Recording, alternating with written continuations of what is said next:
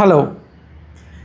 ഒരു ഷോപ്പുള്ള ഒരാളെ സംബന്ധിച്ചിടത്തോളം ഇന്ന് ഏറ്റവും എളുപ്പത്തിൽ പുതിയ വിഭാഗം കസ്റ്റമറെ കണ്ടെത്താൻ സാധിക്കുന്നത് സോഷ്യൽ മീഡിയ ഉപയോഗിച്ചിട്ടാണ്. സോഷ്യൽ മീഡിയ ഉപയോഗിച്ച് എങ്ങനെ സെയിൽ വർദ്ധിപ്പിക്കാം എന്നാണ് ഇന്നത്തെ വീഡിയോയിൽ പറയാൻ പോകുന്നത്. നിങ്ങൾ ശ്രദ്ധിച്ചിട്ടുണ്ടാവും, നിങ്ങളെപ്പോലെ തന്നെ ഷോപ്പ് നടത്തുന്ന ഒരുപാട് പേര്, നിങ്ങൾ ഏത് കാറ്റഗറിയിൽ ഷോപ്പ് നടത്തുന്ന ആളായിക്കോട്ടെ, ക്ലോത്തിങ്, ഫുഡ്വെയർ, ഫാൻസി, ടോയ്സ്, ഏത് മേഖലയിൽ നിങ്ങൾ ഷോപ്പുള്ളൊരു ഷോപ്പ് ഓണർ ആയിക്കോട്ടെ, നിങ്ങളെപ്പോലെ തന്നെ ഷോപ്പുള്ള പലരും സോഷ്യൽ മീഡിയയിൽ ബിസിനസ് ചെയ്യുന്നത് നിങ്ങൾ കണ്ടിട്ടുണ്ടായിരിക്കും. അവർ നല്ല രീതിയിൽ തന്നെ അവരുടെ ഷോപ്പ് റൺ ചെയ്യും. ഷോപ്പിൽ വരുന്ന സെയിലിനേക്കാൾ കൂടുതൽ അവർക്കിന്ന് ലഭിച്ചുകൊണ്ടിരിക്കുന്നത് ഓൺലൈനിൽ നിന്ന് സോഷ്യൽ മീഡിയ എന്നുള്ള സെയിലാണ്. ഒരു ഷോപ്പ് ഓണറെ സംബന്ധിച്ചിടത്തോളം വളരെ എളുപ്പമാണ് സോഷ്യൽ മീഡിയ ഉപയോഗിച്ച് സെയിൽ വർദ്ധിപ്പിക്കാൻ. കാരണം എന്താണെന്ന് വെച്ച് കഴിഞ്ഞാൽ നിങ്ങളുടെ അടുത്ത് സ്റ്റോക്ക് ഓൾറെഡി ഉണ്ട്, നിങ്ങൾക്ക് ആ ബിസിനസ് അറിയാം, നിങ്ങൾ 10-15 കൊല്ലമായിട്ട് ആ ഷോപ്പ് റൺ ചെയ്യുന്നൊരു ഷോപ്പ് ഓണറാണ്, ബിസിനസ് ഓൾറെഡി അറിയാവുന്ന ആളാണ്. ഇനി കൂടുതൽ കസ്റ്റമറെ മാത്രം കണ്ടെത്തിയാൽ മതി, എന്നിട്ട് ആ സ്റ്റോക്ക് വിറ്റ് പോകുന്നതിന് ആനുപാതികമായിട്ട് ഫില്ല് ചെയ്ത് കൊടുത്താൽ മാത്രം മതി. നിങ്ങൾക്ക് പുതിയൊരു ഷോപ്പ് തുടങ്ങേണ്ട ആവശ്യമില്ല, പുതിയ സ്റ്റാഫിനെ ഹയർ ചെയ്യേണ്ട, ആ ലൊക്കേഷനിലേക്ക് വേണ്ടിയിട്ട് പുതിയ സ്റ്റോക്ക് എടുക്കേണ്ട ആവശ്യമില്ല. അല്ലാതെ തന്നെ നിങ്ങൾക്ക് ഇന്ന് സെയിൽ വർദ്ധിപ്പിക്കാനായിട്ട് സാധിക്കും. ഓൺലൈനിൽ നല്ല സെയിൽ വരാൻ നേരത്ത് അതുമായി ബന്ധപ്പെട്ട് മാത്രം നിങ്ങൾ സ്റ്റാഫിനെ എടുക്കുകയോ കൂടുതൽ സ്റ്റോക്ക് എടുക്കുകയോ മാത്രം ചെയ്താൽ മതി. ഇവിടെ പലരും വരുത്തുന്ന മിസ്റ്റേക്ക് എന്താണെന്ന് വെച്ച് കഴിഞ്ഞാൽ, കൂടുതൽ പുതിയ വിഭാഗം കസ്റ്റമേഴ്സിനെ ഷോപ്പിലേക്ക് എത്തിക്കേണ്ട കാര്യങ്ങൾ പലരും ചെയ്യാറില്ല. ഷോപ്പുള്ളവർ അവർ മറ്റു പല കാര്യങ്ങളിലാണ് ഇൻവെസ്റ്റ് ചെയ്യാറ്. ഞാൻ എൻ്റെ പല വീഡിയോയിലും ഞാനത് പറയാറുണ്ട്. അവരുടെ ടൈമും മണിയും എഫേർട്ടും എല്ലാം അവർ ഇൻവെസ്റ്റ് ചെയ്തുകൊണ്ടിരിക്കുന്ന മറ്റു പല കാര്യങ്ങളിലാണ്. മാർക്കറ്റിങ്ങിനെ ഇഗ്നോർ ചെയ്യും. മാർക്കറ്റിംഗ് എന്ന് പറഞ്ഞാൽ നമുക്കെല്ലാം അറിയാവുന്ന പോലെ തന്നെ നമ്മളുടെ കയ്യിൽ എന്തോ വിൽക്കാനുണ്ട്, അത് വാങ്ങാൻ തയ്യാറായിട്ടുള്ളവരെ കണ്ടെത്തുക എന്നുള്ളതാണ്. ഇതാണ് റിയൽ സ്കില്ല്. ബിസിനസ്സിലെ മറ്റേത് കാര്യത്തിലും നിങ്ങൾ കുറേയൊക്കെ മിസ്റ്റേക്ക് വരുത്തിയാലും പ്രശ്നമല്ല, ആ ബിസിനസ് നിങ്ങൾക്കത് ക്ഷമിച്ചു തരും. പക്ഷേ മാർക്കറ്റിങ്ങിലും മിസ്റ്റേക്ക് വരുത്തി കഴിഞ്ഞാൽ അത് സെയിലിനെ ആനുപാതികമായിട്ട് തന്നെ ബാധിക്കും. കുറച്ച് പേരേ വരുന്നുള്ളൂ എങ്കിൽ കുറച്ച് സെയിലേ പ്രതീക്ഷിക്കാൻ പാടുള്ളൂ. അങ്ങനെയാണ്. 10 പേര് വരാൻ നേരത്ത് 15 പേരുടെ അടുത്തു നിന്നുള്ള സെയിൽ നിങ്ങൾ പ്രതീക്ഷിക്കരുത്. കാരണം 10 പേരേ വന്നിട്ടുള്ളൂ. 15 വേണമെന്നാണെങ്കിൽ അതിന് ആനുപാതികമായിട്ട് കസ്റ്റമേഴ്സിനെ കൊണ്ടുവരാനായിട്ട് നോക്കാം. അതായത് നിങ്ങളുടെ ഷോപ്പിൻ്റെ ബോർഡ് കണ്ട് റെഫറൻസിലൂടെ എല്ലാം അറിഞ്ഞും വേർഡ് ഓഫ് മൗത്തിലൂടെയൊക്കെ വന്നുകൊണ്ടിരിക്കുന്ന കസ്റ്റമേഴ്സിനെ മാത്രം ആശ്രയിച്ച് ബിസിനസ് ചെയ്യാതെ പുതിയൊരു മാർഗം, പുതിയൊരു ചാനലും കൂടി നിങ്ങൾ കസ്റ്റമേഴ്സിൻ്റെ ഒഴുക്കിന് വേണ്ടിയിട്ടുള്ള ഒരു ചാനലും കൂടി, ഒരു കനാൽ നിങ്ങളുടെ ഷോപ്പിലേക്ക് വെട്ടുക. അതാണ് സോഷ്യൽ മീഡിയ എന്ന് പറഞ്ഞു കഴിഞ്ഞാൽ. സോഷ്യൽ മീഡിയ മാത്രം ഉപയോഗിച്ചാൽ മതി. ഇൻസ്റ്റഗ്രാം, ഫേസ്ബുക്ക്, വാട്സപ്പ് ഉപയോഗിച്ചിട്ട് നിങ്ങൾക്കിത് ചെയ്യാനായിട്ട് സാധിക്കും. ഇന്നത്തെ കാലത്ത് വളരെ എളുപ്പത്തിൽ ചെയ്യാനായിട്ട് സാധിക്കും. ഇവിടെയാണ് ഞങ്ങൾ ശരിക്കും ഷോപ്പ് ഓണേഴ്സിനെ ഹെൽപ്പ് ചെയ്യുന്നത്, സോഷ്യൽ മീഡിയ ഉപയോഗിച്ച് കൂടുതൽ സെയിൽ വർദ്ധിപ്പിക്കാൻ. അത് ഇപ്പോൾ പലരും വരുത്തുന്നൊരു മിസ്റ്റേക്ക് എന്താണെന്ന് വെച്ച് കഴിഞ്ഞാൽ, അത് ഞാൻ നേരത്തെ പറഞ്ഞ പോലെ തന്നെ ചെയ്യേണ്ട കാര്യങ്ങൾ ചെയ്യാതെ യാതൊരു ഗുണം. നമുക്ക് ഒരു ചെറിയ ഷോപ്പിനെ സംബന്ധിച്ചിടത്തോളം നമുക്ക് റിസൾട്ട് വേണം. റിസൾട്ട് എന്ന് പറഞ്ഞാൽ എന്താ? സെയിലാണ്. അതല്ലാതെ നിങ്ങൾ വെബ്സൈറ്റ് ഉണ്ടാക്കിയിട്ടിട്ട് എന്താ കാര്യം? കുറേ പേര് വെബ്സൈറ്റിൻ്റെ എല്ലാം പുറകെ അങ്ങനെ നടക്കുന്നുണ്ട്. വെബ്സൈറ്റ് ഉണ്ടാക്കി, ഇനി അതിൻ്റെ അകത്ത് ആൾ വന്നല്ലോ. വെബ്സൈറ്റ് എന്ന് പറഞ്ഞു കഴിഞ്ഞാൽ ഷോപ്പ് പോലെ തന്നെയാണ്, അത് ഓൺലൈൻ്റെ അകത്ത് ഇരിക്കുന്നു എന്നുള്ളതാണ്. അവിടെ ആൾ വരണ്ടേ? ആളെ വരുത്താൻ പഠിക്കുക എന്നുള്ളതാണ്. പൊട്ടൻഷ്യൽ കസ്റ്റമേഴ്സിനെ നിങ്ങളിലേക്ക് എത്തിക്കാൻ പഠിക്കുക എന്നുള്ളതാണ് നിങ്ങൾ ചെയ്യേണ്ട കാര്യം. വെബ്സൈറ്റ് ഉണ്ടാക്കുക, മൊബൈൽ ആപ്ലിക്കേഷൻ ഉണ്ടാക്കുക, ഇതിൻ്റെ ഒന്നും പുറകെ നടക്കാതെ നിങ്ങളുടെ വാട്സപ്പ് ഉപയോഗിച്ച്, നിങ്ങളുടെ ഇൻസ്റ്റഗ്രാം, ഫേസ്ബുക്ക് ഉപയോഗിച്ച് നിങ്ങൾക്ക് വളരെ ഈസി ആയിട്ട് വാട്സപ്പിൻ്റെ ബിസിനസ് മതി.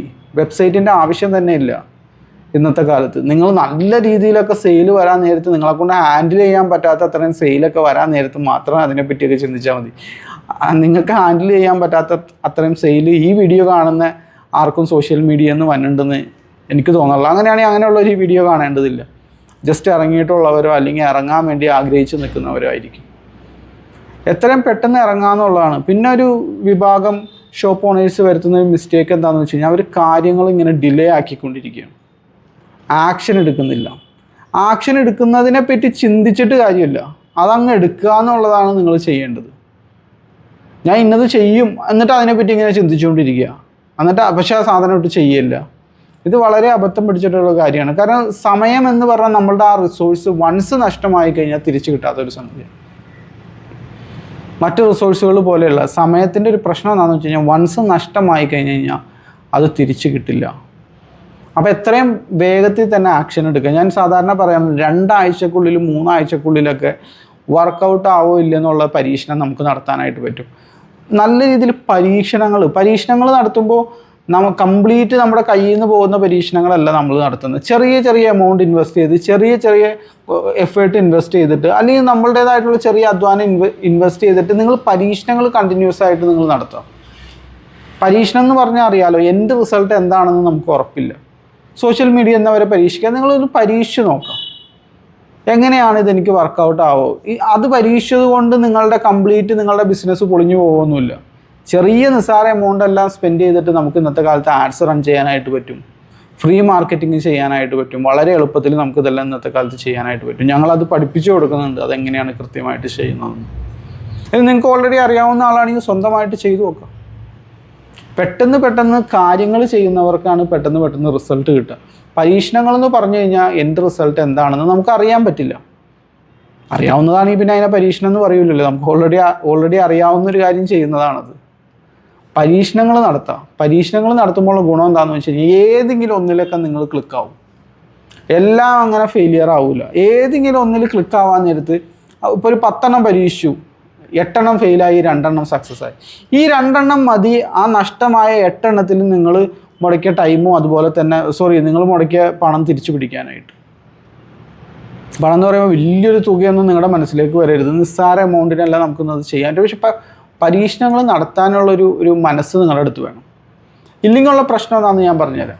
നിങ്ങൾ നിലവിൽ ഇതുവരെ ചെയ്തുകൊണ്ടിരിക്കുന്ന കാര്യങ്ങളൊക്കെയാണ് ഇനി അങ്ങോട്ട് ചെയ്യാൻ ഉദ്ദേശിക്കുന്നതെങ്കിൽ വ്യത്യസ്തമായിട്ടുള്ളൊരു റിസൾട്ട് പ്രതീക്ഷിക്കേണ്ട.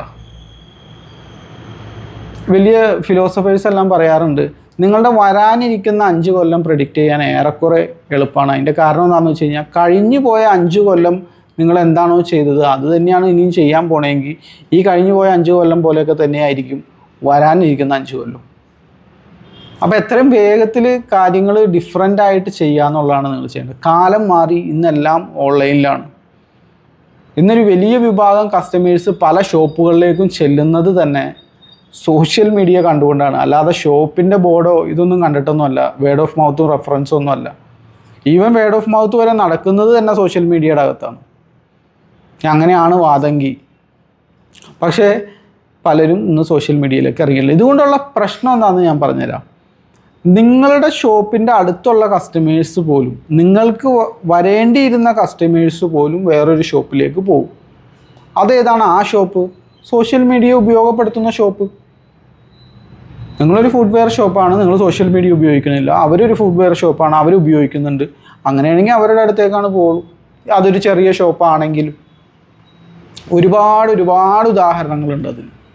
നിങ്ങളുടെ സിറ്റിയിൽ തന്നെ ചിലപ്പോൾ ഉദാഹരണമുണ്ടോ, നിങ്ങൾക്ക് പരിചയമുള്ളവരെ ഉദാഹരണങ്ങളുണ്ടായിരിക്കും. നിങ്ങൾ തന്നെ പല ഷോപ്പും നിങ്ങളുടെ സിറ്റിയിലുണ്ടെന്ന് അറിഞ്ഞത് എങ്ങനെയാണ്? സോഷ്യൽ മീഡിയ വഴിയാണ്. അത് റെസ്റ്റോറൻ്റ് ആയിക്കോട്ടെ, ക്ലോത്തിങ് സ്റ്റോർ ആയിക്കോട്ടെ, എന്തും ആയിക്കോട്ടെ, ഫുഡ്വെയർ, ഫാൻസി ടോയ്സ്, അതെല്ലാം എന്തും ആയിക്കോട്ടെ. എല്ലാം ഇതിൽ ഒരു വലിയ വിഭാഗം കസ്റ്റമേഴ്സ് ഉണ്ടെന്നുള്ളതാണ്. കസ്റ്റമേഴ്സിൻ്റെ പൂള് വലുതായിക്കൊണ്ടിരിക്കുകയാണ് ഓരോ വർഷം കഴിയുന്തോറും. പലരെയും വാക്കിംഗ് കസ്റ്റമേഴ്സിൻ്റെ എണ്ണം കുറഞ്ഞിട്ടുണ്ട്. പലരും ഷോപ്പുള്ളവർ സെയിൽ കുറഞ്ഞു എന്ന് പറയാം, കഴിഞ്ഞ ഒരു 5 കൊല്ലം മുമ്പുള്ള സെയിൽ ഇപ്പം ഇല്ല, അങ്ങനെ പറയുന്ന പലരെയും എടുത്ത് പഠിച്ചു നോക്കിക്കഴിഞ്ഞാൽ അവരുടെ അടുത്ത് ചോദിച്ചാൽ എന്താണ് റീസൺ, എന്തായിരിക്കാം അതിന് കാരണം എന്ന് ചോദിച്ചു കഴിഞ്ഞാൽ അവർ പറയണം ഓൺലൈൻ വന്നതുകൊണ്ടാണ്. ആമസോൺ, ഫ്ലിപ്കാർട്ട് ഇതേപോലുള്ള സോഷ്യൽ മീഡിയ പ്ലാറ്റ്ഫോമുകൾ എല്ലാം വന്നതോടുകൂടി അവരുടെ സെയിൽ കുറഞ്ഞു. പക്ഷേ അവരത് പറയല്ലാതെ അതിലേക്ക് ഇറങ്ങുന്നതിനെ പറ്റിയിട്ട് ചിന്തിച്ചിട്ടില്ല. ഒരു ഹൈബ്രിഡ് മെത്തേഡാണ് ബുദ്ധിയുള്ളൊരു ഷോപ്പ് ഓണർ ഇന്ന് സ്വീകരിക്കേണ്ടത്. ഹൈബ്രിഡ് മെത്തേഡ് എന്ന് പറഞ്ഞു കഴിഞ്ഞാൽ ഷോപ്പ് പ്ലസ് ഓൺലൈൻ. നിങ്ങൾക്കൊരു ഷോപ്പുണ്ട്, അതിൻ്റെ അകത്ത് വാക്കിംഗ് കസ്റ്റമേഴ്സ് ഉണ്ട്, പ്ലസ് അതോടൊപ്പം തന്നെ ഓൺലൈനിൽ നിന്നും കസ്റ്റമേഴ്സിനെ കണ്ടെത്താനായിട്ട് നോക്കാം. ഓൺലൈനിൽ നിന്ന് കസ്റ്റമറെ 2 രീതിയിൽ നമുക്ക് കൊണ്ടുവരാനായിട്ട് പറ്റും. നിങ്ങളുടെ ആ ഷോപ്പിൻ്റെ 5-10 കിലോമീറ്റർ ചുറ്റളവിലുള്ള റേഡിയസിലുള്ള കസ്റ്റമേഴ്സിനെ നിങ്ങളുടെ ഷോപ്പിൻ്റെ അകത്ത് കൊണ്ടുവരാനായിട്ട് പറ്റും. അങ്ങനെ ഷോപ്പിൻ്റെ അകത്ത് വാക്കിൻ്റെ എണ്ണം കൂട്ടാനായിട്ട് സാധിക്കും. അതൊരു ഓപ്ഷൻ. രണ്ടാമത്തെ ഓപ്ഷൻ എന്ന് പറഞ്ഞു കഴിഞ്ഞാൽ നിങ്ങളുടെ ഷോപ്പിൻ്റെ ലൊക്കേഷൻ ഒരു പ്രശ്നമേ ഇല്ല. നിങ്ങളുടെ ഷോപ്പ് ചിലപ്പോൾ എറണാകുളത്തായിരിക്കാം, കസ്റ്റമറെ നിങ്ങൾക്ക് കോഴിക്കോട് നിന്ന് കണ്ടെത്താം. നേരെ തിരിച്ചും ഷോപ്പ് കോഴിക്കോടായിരിക്കാം, കസ്റ്റമറെ വേണമെങ്കിൽ തിരുവനന്തപുരത്ത് നിന്ന് കണ്ടെത്താം, അല്ലെങ്കിൽ ഇന്ത്യയുടെ പല ഭാഗത്തു നിന്ന് കണ്ടെത്താം. ഇൻ്റർനാഷണൽ ഷിപ്പിംഗ് പോസിബിൾ ആണെങ്കിൽ ഈവൻ വിദേശത്തു നിന്ന് വരെ കസ്റ്റമേഴ്സിനെ കണ്ടെത്താനായിട്ട് സാധിക്കും ഇന്ന് സോഷ്യൽ മീഡിയ ഉപയോഗിച്ചുകൊണ്ട്. അപ്പോൾ എത്രയും പെട്ടെന്ന് തന്നെ സോഷ്യൽ മീഡിയയിലേക്ക് ഇറങ്ങുക, ആ ഹൈബ്രിഡ് മെത്തേഡ് ഒന്ന് ടെസ്റ്റ് ചെയ്ത് നോക്കുക എന്നുള്ളതാണ്. അപ്പോൾ നിങ്ങൾ സീരിയസ് ആയിട്ടുള്ളൊരു ഷോപ്പ് ഓണറാണ്, നിങ്ങൾക്ക് സോഷ്യൽ മീഡിയ ഉപയോഗിച്ച് കസ്റ്റമറെ കണ്ടെത്തണം, ഇതെല്ലാം പഠിക്കണമെന്ന് ആഗ്രഹമുണ്ടെങ്കിൽ ഞങ്ങളെ കോൺടാക്റ്റ് ചെയ്യാം. കോൺടാക്ട് ഡീറ്റെയിൽസും കാര്യങ്ങളും എല്ലാം താഴെ കൊടുത്തിട്ടുണ്ട്. ഇതുപോലുള്ള ബിസിനസ് വിശേഷങ്ങളുമായിട്ട് നമുക്ക് വീണ്ടും കാണാം. Thank you for watching.